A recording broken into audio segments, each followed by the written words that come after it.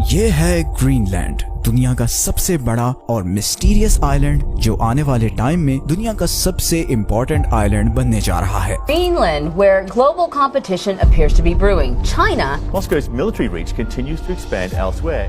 ज्यादातर लोग ग्रीनलैंड के बारे में नहीं जानते क्योंकि अपनी यूनिक लोकेशन और मौसम की वजह से ये हमारी पूरी हिस्ट्री में काफी गुमनाम सा रहा है। देखने में तो ये मैक्सिको से भी बड़ा है, मगर इसकी पॉपुलेशन सिर्फ 56,000 है और ये सारी पॉपुलेशन इधर वेस्टर्न और सदर्न कोस्टल लाइन पर रहती है। अब इसकी ऑब्वियस रीजन तो यही नजर आती है कि करीबन 80% ग्रीनलैंड बर्फ से ढका हुआ है और इसीलिए कोई इसे ज्यादा इम्पोर्टेंस नहीं देता, लेकिन बहुत जल्द सब कुछ बदलने वाला है। यही बर्फ से ढका हुआ आइलैंड जो सदियों से गुमनाम रहा है, अब दुनिया की बड़ी सुपर पावर्स के लिए एक बहुत ही ज्यादा इम्पोर्टेंट जगह बन गया है। अमेरिका ने 2020 में यहाँ पर अपना कॉन्सुलेट फिर से खोल लिया है। चाइना ग्रीनलैंड में एयरपोर्ट्स बना रहा है। नेटो ऑफिशियल्स बार बार ग्रीनलैंड जा रहे हैं। आखिर ऐसा क्या होने जा रहा है जिसने ग्रीनलैंड को इतना इम्पोर्टेंट बना दिया है? आइए जानते हैं इस सवाल का जवाब सच ही है कि इस वीडियो में। जो भी समुद्रों को कंट्रोल करेगा वही दुनिया पे राज करेगा और पिछले कई 100 साल से ऐसा ही होता आया है। जिसका भी दुनिया के समुद्रों पे कंट्रोल था उसी ने दुनिया पे राज किया। लेकिन हमारी इसी दुनिया में एक समुद्र ऐसा भी है जिसको किसी ने कंट्रोल करने की कोशिश नहीं की और वो है आर्कटिक ओशन। सदियों से ये ओशन बर्फ से ढका हुआ है जिसकी वजह से सब यहाँ आने से कतराते थे, लेकिन अब बहुत बड़ा बदलाव आ रहा है। ग्लोबल वार्मिंग की वजह से इस समुद्र की बर्फ बहुत तेजी से पिघल रही है और इस बर्फ पिघलने का मतलब है न्यू ट्रेड रूट्स का कंट्रोल, ज्यादा फ्रेश वाटर के रिजर्व्स और नई सुपर पावर्स। और इस समंदर का गेटवे है ग्रीनलैंड। ग्रीनलैंड आर्कटिक सर्कल के अंदर है, मतलब जिसे भी आर्कटिक ओशन में जाना है उसे ग्रीनलैंड को क्रॉस करना होगा। तो जो भी ग्रीनलैंड को कंट्रोल करेगा पूरे आर्कटिक पर उसी का कंट्रोल होगा। इनफैक्ट अमेरिका को इस आइलैंड की इम्पोर्टेंस बहुत साल पहले ही समझ आ चुकी थी, जब कोल्ड वॉर के बीच सोवियत यूनियन पर नजर रखने के लिए अमेरिका ने यहाँ पे मिलिट्री बेसिस सेटअप की। यहाँ पर बड़े बड़े रेडार्स लगाए गए ताकि अगर सोवियत यूनियन नॉर्दर्न साइड से अमेरिका या कनाडा पर अटैक करने की कोशिश करे तो वो आसानी से उसे डिटेक्ट कर सके। लेकिन फिर कोल्ड वॉर खत्म होने के बाद यहाँ बेसिस की जरूरत नहीं रही और अमेरिकन फोर्सेस इन सब बेसिस को छोड़कर वापस चली गयी। लेकिन अब ग्लोबल वार्मिंग की वजह से जैसे जैसे बर्फ पिघल रही है वैसे वैसे ग्रीनलैंड की इम्पोर्टेंस भी बढ़ती जा रही है। लेकिन ये इम्पोर्टेंस सिर्फ आर्कटिक ओशन की वजह से नहीं बढ़ रही। इस बर्फ पिघलने की वजह से 3 और चीजें भी हुई हैं जो लिटरली हमारे आने वाले फ्यूचर की जियोपॉलिटिक्स को हिला कर रख देने वाली हैं। सबसे पहले हम ग्रीनलैंड की लोकेशन को समझते हैं। ग्रीनलैंड यूरोप, अमेरिका, कनाडा और रशिया के बीच में है। एक तरफ कनाडा इस सारे नॉर्थ वेस्टर्न वाले पैसेज को क्लेम करता है कि ये सारा शिपिंग रूट उनके एरिया से गुजरता है और इसलिए इसका कंट्रोल उसके पास होना चाहिए। फिर आता है रशिया जो इस सारे आर्कटिक ओशन से लेकर नॉर्थ पोल तक के रीजन पर अपना कंट्रोल क्लेम करता है और इसीलिए उसने इस सारे रीजन पे अपनी मिलिट्री बेसिस बनाई हुई हैं। बल्कि कुछ साल पहले तो रशिया ने इस ओशन पे अपना फ्लैग भी लगाया था। असल में बर्फ पिघलने के बाद एक नया ट्रेड रूट बनेगा जिसे द नॉर्दर्न सी रूट कहते हैं। इस रूट के बाद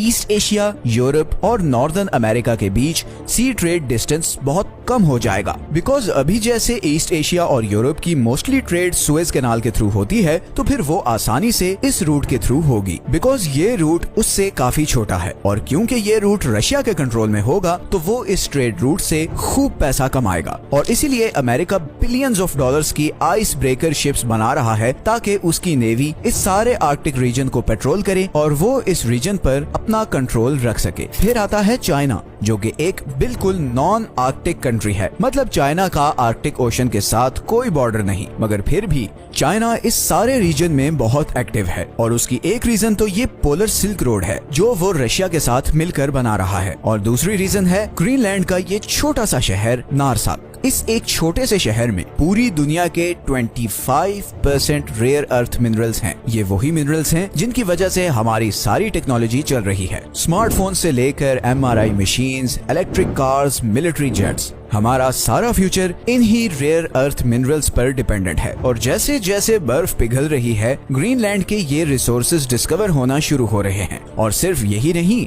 बल्कि ग्रीनलैंड में ऑयल, गैस, यूरेनियम और थोरियम के भी बहुत ज्यादा रिजर्व्स डिस्कवर हुए हैं। इनफैक्ट साइंटिस्ट्स के अकॉर्डिंग तो ग्रीनलैंड में शायद दुनिया के 30% अनडिस्कवर्ड नेचुरल गैस के रिजर्व्स हैं। This is huge. सदियों से ये बर्फ अपने नीचे खजाने छुपाए हुए थी जो अब आहिस्ता आहिस्ता बाहर आ रहे हैं। ग्रीनलैंड वैसे तो डेनमार्क के कंट्रोल में है, मगर इसकी अपनी एक लोकल और इंडिपेंडेंट गवर्नमेंट भी है और अमेरिका और चाइना डायरेक्टली इस गवर्नमेंट को अपने फायदे के लिए प्रेशराइज कर रहे हैं। अमेरिका ये अच्छी तरह समझता है कि चाइना के ग्रीनलैंड में घुसने से उसे कितना नुकसान होगा। चाइना पहले ही पूरी दुनिया के 70% to 80% रेयर अर्थ मिनरल की प्रोडक्शन और सप्लाई कंट्रोल करता है और अगर उसने ग्रीनलैंड पे भी अपने कदम जमा दिए तो फिर तो उसे वर्ल्ड सुपर पावर बनने से कोई नहीं रोक सकेगा। ग्रीनलैंड इंफ्रास्ट्रक्चर के मामले में बाकी दुनिया से थोड़ा पीछे है। पहाड़ और बर्फ होने की वजह से ज्यादातर ट्रैवल छोटे एयरप्लेन्स,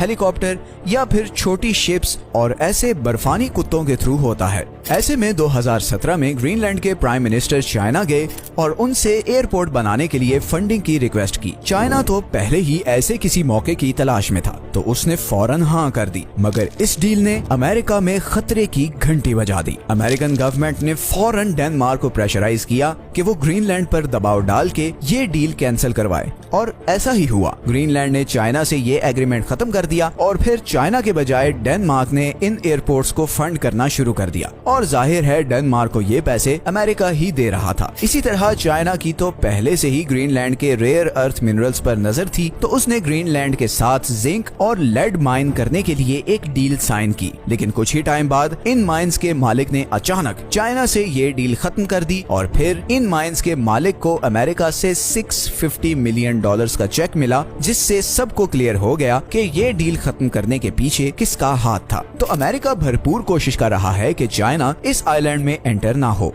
इसी तरह अमेरिका ने भी रिसेंटली ग्रीनलैंड में अपनी state of the art military bases setup करना शुरू कर दी हैं और ग्रीनलैंड गवर्नमेंट के साथ डील करके इधर अपने बहुत से फौजियों को भेजा है ताकि उन्हें आर्कटिक के कंडीशंस का अंदाजा हो और वो इन कंडीशंस में ट्रेन हो सकें। इसी तरह अब अमेरिका ग्रीनलैंड को रेयर अर्थ मिनरल्स माइन करने के लिए मिलियंस ऑफ डॉलर्स की एड दे रहा है। कुछ साल पहले डोनाल्ड ट्रंप ने ग्रीनलैंड को खरीदने की भी बात की थी और उसकी सबसे बड़ी वजह ये बिलियंस ऑफ डॉलर्स के रेयर अर्थ मिनरल्स थे, बट फिर पॉलिटिकल ट्रांजिशन में ये सारी बात दब गई। अच्छा, अब यहाँ पर इंटरेस्टिंग बात ये है कि ग्रीनलैंड की लोकल कम्युनिटी चाइनीज इन्वेस्टमेंट से काफी खुश थी।